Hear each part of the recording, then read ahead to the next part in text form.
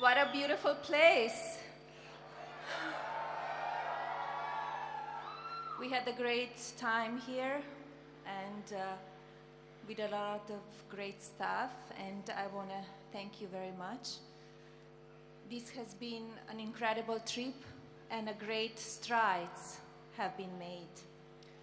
My husband worked very hard on behalf of our country, and I'm very proud of him. This trip has also been incredible for me as First Lady. In Saudi Arabia, I visited children at a local school and a call center with all-female employees. In Israel, I spent time with some children at Hadash Medical Center along with Mrs. Netanyahu. In Rome, I was honored and blessed to be granted an audience with His Holiness Pope Francis, followed by a very special visit to Bambino Gesù Children's Hospital. Just hours after leaving, a young boy I spent time with found out he had received a new heart donor. Receiving that news is a moment I will never forget, and I wish him a speedy recovery. In Brussels, I met with Queen Matilda and participated in a forum on preventing the online exploitation of children, then paid a visit to the patients at Queen Fabiola's Children's Hospital. This trip for me has been very special, and I will never forget the women and children I met. As one of the kids at the hospital that I visit said in a picture he drew for me, "We are all the same." I also want to take a moment to thank you all for the sacrifices you make on behalf of our country. It is because of your selfless commitment that we enjoy the freedoms we have today. And to the families who endure time apart or constant moves to the base, your sacrifices do not go unnoticed or unappreciated. Thank you, and God bless you.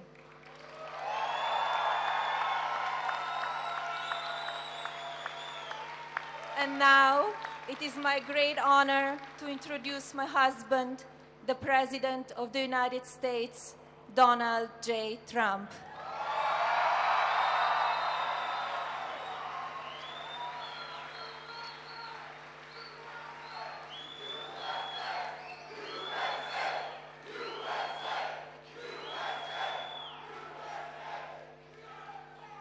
I've got to get the lipstick off, is it all?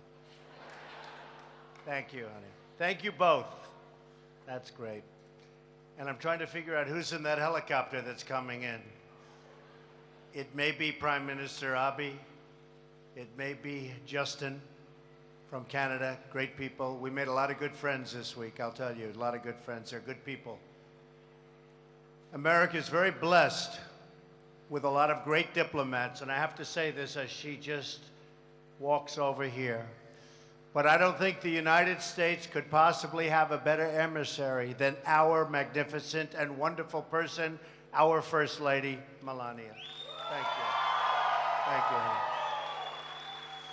The countries of the world have a large number of disagreements, but they all agree with me on that one. That I can tell you. So everywhere we go, it's the same old story. So great job. And you know, we've been gone for now a long time. Everywhere I go. But we have been gone for close to 9 days. This will be 9 days. And I think we hit a home run no matter where we are. We're thrilled to be here right now, and we're getting on that very big plane. We're heading back to Washington and the United States. But to be with you at our great Naval Air Station is wonderful. I can think of no better way to conclude our first foreign trip than to spend the time with you right here, with the incredible men and women of the United States Navy, and with all of our brave soldiers, sailors, airmen, and Marines and our great civilians who support them, right? A very proud nation salutes you. A very, very proud nation. I'll tell you what, we are very, very proud of you. Every single day you protect the safety and security of the American people and provide a symbol of hope, freedom, and justice for the world. To our friends and allies, you are the ultimate reassurance. To our enemies, you are the ultimate deterrent.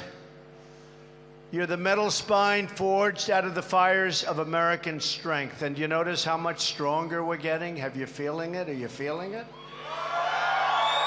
All that new equipment is coming in. You saw what we did with our military budget, way up. Took a little heat on that one, but it's okay with me. You are the men and women who make up the most powerful military in the world. And under my administration, as you know, you've seen it, right? Under my administration, stronger and stronger every single day.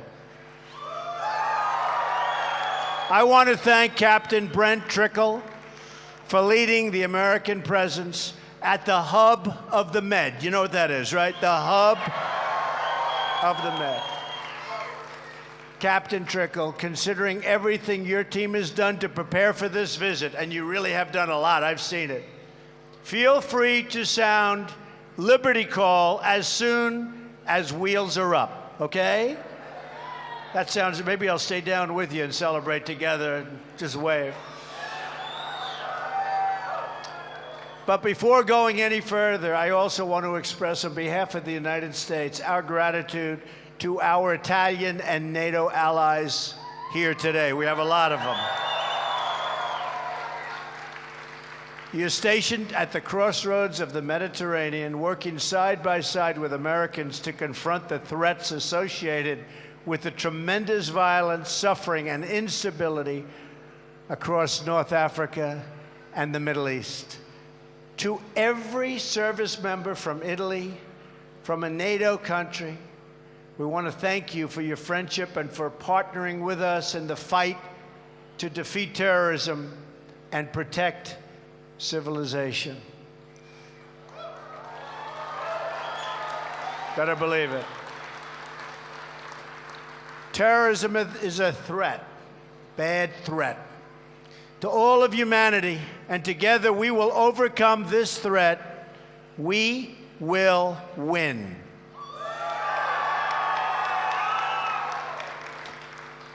But none of what we achieve would be possible without our wonderful military spouses and families. Each of you makes these great sacrifices for our country as well. Let's hear it for the military spouses, please.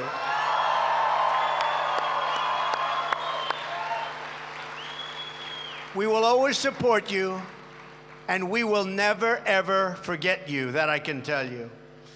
There is one more very special group I have to thank, and that is our 8th grade students right here in Sigonella. Where are they? Oh, here they are. I've been hearing a lot about you. In January, the 8th grade class at Sigonella came all the way from Washington to march in my inaugural parade, right? Look at you. They're all so happy, young. You're going to have a great life, right? Great life. Thank you very much. And I have to say, are you all glad you did it? Thank you, honey.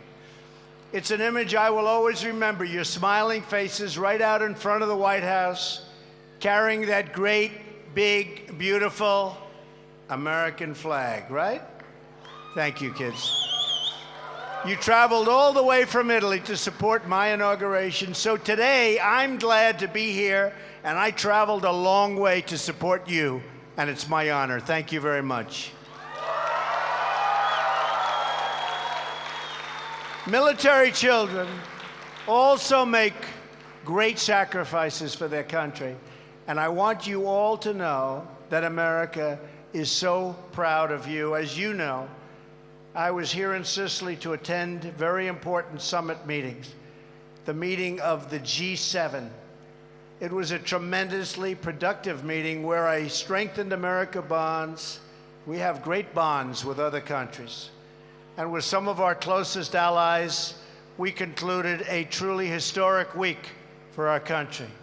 Our travels took us to some of the holiest sites in the three Abrahamic religions and to gatherings of both America's oldest and newest friends. We traveled the world to strengthen long-standing alliances and to form a new partnership among nations devoted to the task of eradicating the terrorism that plagues our planet.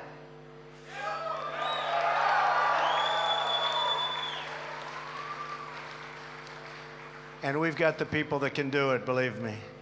And I am now more hopeful than ever in the possibility that nations of many faiths and from many religions and from many regions all over, can join together in a common cause. The barbaric attack in Manchester and the massacre of innocent young lives underscores the depth of the evil we face and the urgent need for us to join forces to absolutely and totally defeat it.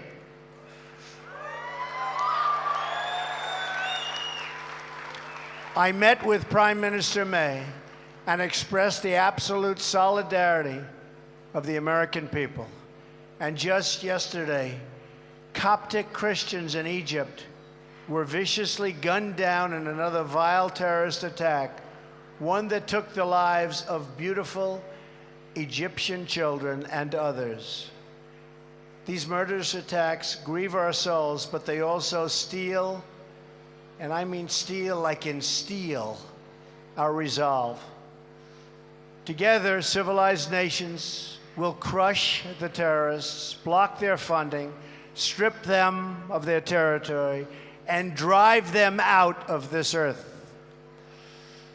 My first visit during my travels took me to Saudi Arabia, where I had the honor of participating in a historic summit with the leaders of more than 50 Muslim and Arab nations, hosted by King Salman, a wise leader who expressed his strong desire to work with the United States not only to confront terrorism, but also the extremist ideology behind terrorism. The nations of the Middle East have endured one terrorist attack after another, and I called on them to take on the burden of fighting this evil that has killed so many innocent Muslims. During this unprecedented gathering, we opened a new center to combat extremist ideology, launched a task force to block funding for terrorists, and agreed to massive economic development deals, the likes of which there has never been, that will create hundreds of thousands of jobs in the United States, building the equipment that has just been ordered by Saudi Arabia. We also further isolated the Iranian regime over its hostile and destabilizing actions and reaffirmed that Iran must never be allowed to obtain, under any circumstances, a nuclear weapon. I was deeply encouraged to hear from the leaders of many Muslim and Arab nations that they are ready to take on a greater role in combating terrorism and providing young Muslims in their region with a future of safety and a future of opportunity. Next, I went to Jerusalem, where I reaffirmed our unbreakable bond with the State of Israel. There, we continued our discussion about fighting terrorism and crushing the organizations and ideologies that drive it. I went to the Western Wall, a monument to the perseverance of the Jewish people. I also prayed at the Church of the Holy Sepulchre and walked those sacred halls. I was awed by the majesty and beauty of the Holy Land and the faith and reverence of the devoted people who live there. All children from all faiths deserve a future of hope and peace, a future that does honor to God.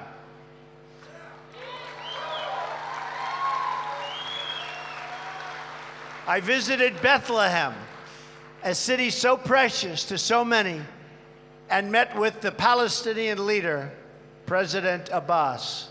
He assured me he is willing to reach for peace with Israel in good faith, and I believe he will. And Israeli Prime Minister Benjamin Netanyahu assured me that he too was ready to reach for peace. He's a friend of mine, and he means it. From Israel, we came to Italy. In Rome, I was inspired by the beauty of St. Peter's Basilica, and even more inspired by meeting with Pope Francis. A great talk. It was truly an honor to meet the Pope and to pray for peace on those hallowed grounds. Then I traveled to 2 summits with our key allies. First, at a NATO summit in Brussels, where we agreed to improve the burden sharing among members of our alliance and to further confront the shared threat of terrorism. Other member nations must pay more.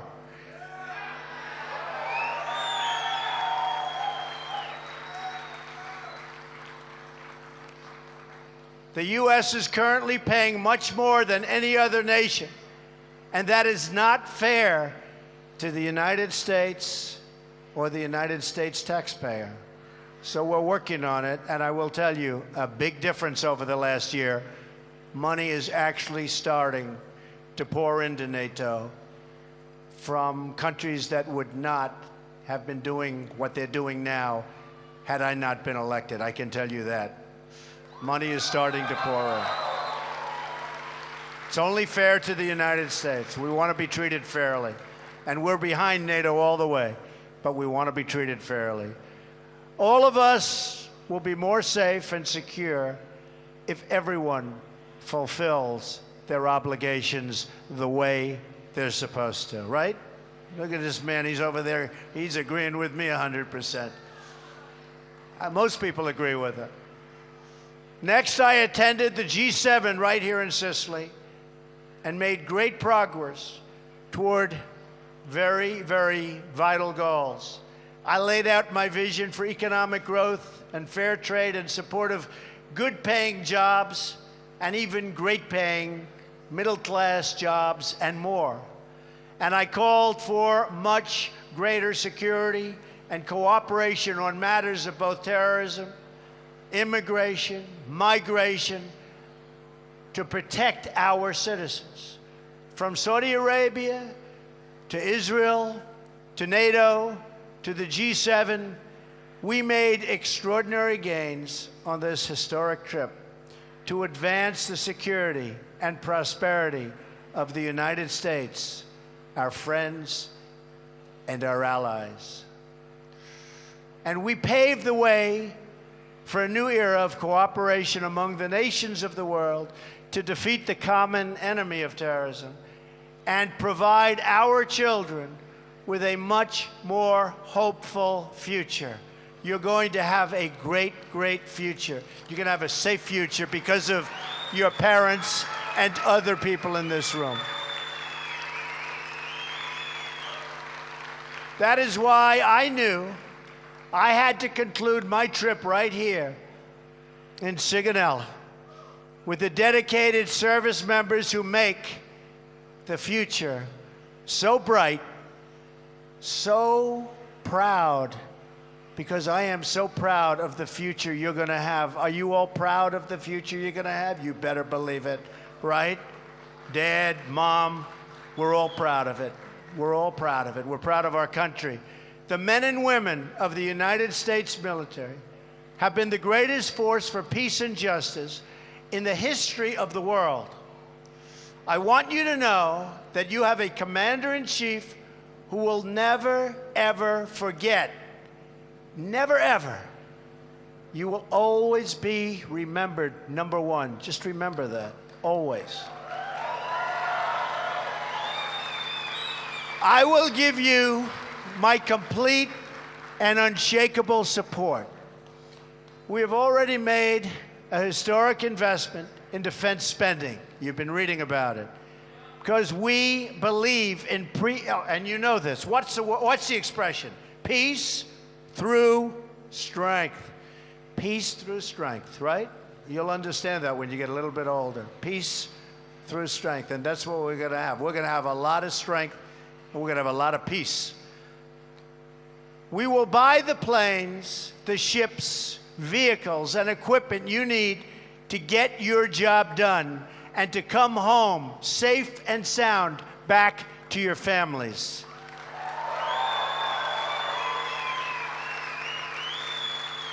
I also know that the single greatest strength of our armed forces is you, all of you. The dedicated, really tough, and really disciplined servicemen and women who bravely fight in our name. You not only know the pain of sacrifice, but you also know the tremendous rewards of military service, of being part of something much larger than even yourselves.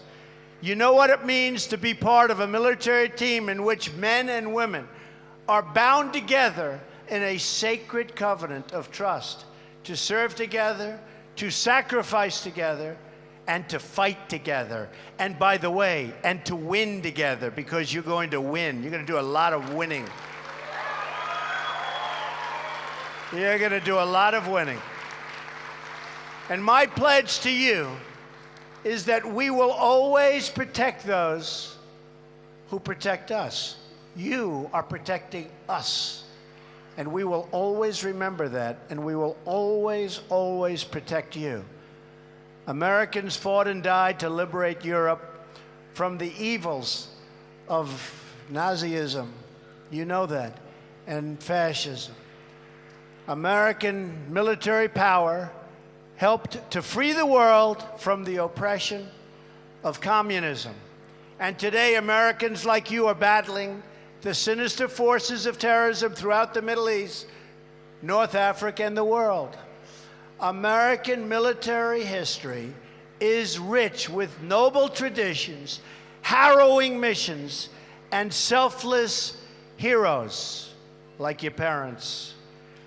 But at its core, the moral of the story is always the same. It is the story of good overcoming evil. You have poured out your hearts, your souls, and even your blood for this nation, and we will pour out our gratitude to you in return. We will show our gratitude, especially this Monday on Memorial Day, when we pause to thank God for the heroes who have laid down their lives for our freedom. Right? Among those heroes was a young Navy sailor from Omaha. His name was John Joseph Parle. Parle enlisted in the Navy after the attack on Pearl Harbor, completed midshipman training at Notre Dame, and soon ended up not far from here in the waters of the Mediterranean. On the night of July 9th, 1943, Parle was among the tens of thousands of Allied forces preparing for a surprise landing the next morning on the shores of Sicily, right here, about 70 miles away, to be exact. It was to be a major Allied offensive on European soil, and it was important. On a ship cloaked in darkness just 6 miles offshore, Parle and others noticed that a smokescreen device had caught fire in a small boat staged to support the landings. The boat was filled with explosives. He knew that if he didn't stop the fire, an explosion would light up the night sky, alert the enemy, all of his fellow comrades would be killed, and the invasion would be a failure. So Paul rushed to the source of smoke, hardly able to breathe, breathing the smoke in, and without a thought for his own safety, picked up the burning device with his bare hands, ran to the side of the boat, and hurled it into the sea as far as he could throw. In that decisive moment, Paul didn't hesitate. He acted. And in that act, he helped ensure the success, not only in the savings of his friends and those lives, but of the Allied landing itself, which turned out to be a very, very important victory. So the Allied forces went on to win the Sicily campaign. Critical in their ultimate victory was Paul. But before that final victory, the young, brave, beautiful sailor who helped make it possible died from the smoke that had damaged his lungs so badly. Ensign Paul had just turned 23. Yesterday would have been his 97th birthday. For his brave actions, Ensign Paul was awarded the Medal of Honor. This Memorial Day, we remember him and all the brave men and women like him who give their last breath in defense of our country. We honor their memory and their sacrifice. And we also hope to honor them with our deeds to prove worthy of their sacrifice. Because there is no peace without those willing to bear the scars and wounds of war.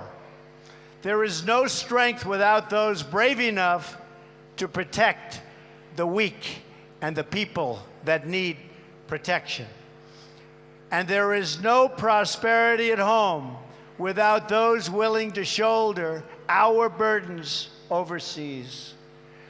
That glorious American flag represents the blood of patriots spilled in defense of freedom. It represents the courage that burns in American hearts. It represents the unity that binds us all together as one. And it represents the freedoms bestowed on us by Almighty God. You are the warriors of freedom. You are the protectors of that great American flag. You are the patriots who keep the fires of liberty burning. And you are the ones who protect the God-given freedoms that are the birthright of every single American child. I am proud to be with you today as your Commander-in-Chief. I am honored to have had this time to spend with you. I am excited for the great adventures and achievements that all of us will accomplish together. May God bless you. May God bless our service members. May God bless the United States of America. Thank you very much, everybody. Thank you. Thank you. Thank you very much.